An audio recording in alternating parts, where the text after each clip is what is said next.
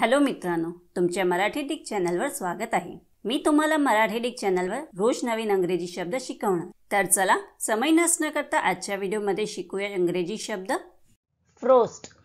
फ्रोस्टचा मराठी अर्थ गोठलेले दव, अत्यंत कडक थंडी, हिमतुषार, तुहिन, पूर्ण विचका, थंडीने करपून टाकणे, हिमाच्छादित होणे, हिमाने गोठलेल्या दवाने आच्छादणे, काचसाठी अपारदर्शक बनवण्यासाठी खडबडीत करणे होत आहे।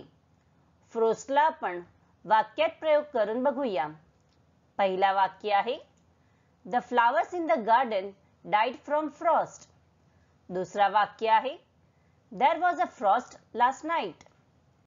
तिसरा वाक्य आहे The grass and trees were white with frost। चौथा वाक्य आहे The car windows were covered with frost। Friends, व्हिडिओला लाईक, शेअर आणि कमेंट करायला विसरू नका आणि चॅनलला सबस्क्राइब करा। Thank you.